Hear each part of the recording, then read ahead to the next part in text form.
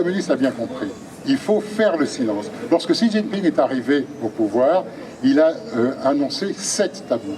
Parmi ces 7 tabous, il en était un qui était, il est interdit de parler de l'histoire du parti. Aujourd'hui, le parti va fêter ses 100 ans et il n'est pas question que l'on parle d'une tâche qui est là. Or, ce qui se passait, et pourtant, les Chinois n'ont pas oublié. Liu Xiaobo, justement, a toujours vécu depuis 89, depuis qu'il était lui-même sur la place, où il a passé plus d'1 mois, il a toujours vécu pour rappeler le souvenir de ce qu'il appelait les âmes errantes du 4 juin. Et lorsqu'il a eu le prix Nobel de la paix en 2010, il l'a dédié justement à ces âmes errantes. Il avait bien compris l'importance de ce mouvement, l'importance du sacrifice qui avait été fait par le peuple chinois, et il voulait absolument que ce sacrifice reste dans les mémoires. Il y avait un endroit où on commémorait le massacre du 4 juin. Depuis 1990, chaque année, à Victoria Park, le plus grand parc de l'île de Hong Kong, se réunissaient des dizaines de milliers de personnes. La dernière fois que la manifestation a été autorisée, en 2019, il y a eu 180 000 personnes à Victoria. C'est donc quelque chose d'extrêmement important. La veillée du 4 juin en est arrivée à devenir une forme de célébration, de commémoration qui est entrée dans le calendrier, j'allais dire presque calendrier liturgique de Hong Kong. C'est-à-dire que c'est devenu un élément de l'identité hongkongaise. L'élection, la liberté de manifestation, la liberté d'expression, la liberté de publication. Et parmi celles-là, le 4 juin représentait un moment essentiel. L'année dernière, prenant prétexte du Covid, les autorités, pour la première fois, l'ont interdite. Et cela, 20 000 personnes se sont réunies à Victoria Park. Alors on a adopté la loi sur la sécurité nationale. Et la loi sur la sécurité nationale prévoit que quiconque se rend coupable de sédition peut être condamné à la prison à vie.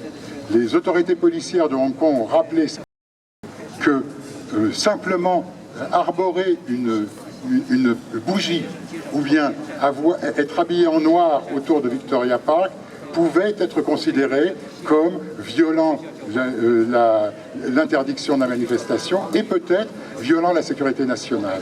Dans ces conditions, descendre simplement dans la rue pour parler du 4 juin, pour rappeler le 4 juin, était passible au minimum de 5 ans de prison. Et bien malgré cela, on a vu des gens se rendre autour de Causeway Bay, autour de Victoria Park, avec leur téléphone, avec la lumière de leur téléphone qui était allumée.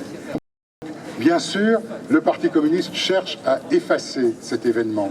Mais à Hong Kong, il représente une forme un élément de l'identité de la population et de l'identité du système.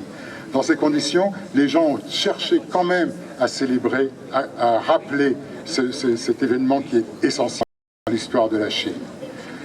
Aujourd'hui, il faut bien le dire, Xi Jinping triomphe. Nulle part sur le territoire de la Chine, il n'a été possible de commémorer cet événement. Donc, on est ici, infiniment moins nombreux qu'à Hong Kong, bien sûr, infiniment moins nombreux que si ça se passait à Pékin, mais 32 ans après, un événement qui s'est passé à 12 000 km d'ici, réussit encore à mobiliser une centaine de personnes à Paris, montre l'importance de cette mémoire. Je crois que nous sommes ici pour célébrer cette mémoire, pour montrer que, quoi qu'il arrive, on n'oublie pas. Rappelez-vous, cette année, on commémore le 150e anniversaire de la Commune de Paris. Rappelons aussi qu'elle s'est passée en 1871, en 1880, les communards ont été amnistiés, ils ont pu rentrer chez eux.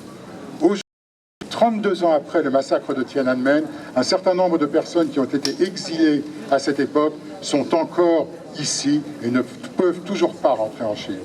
La semaine sanglante, nous savons combien de morts elle a fait. Or, le massacre de Tiananmen, nous ne savons rien.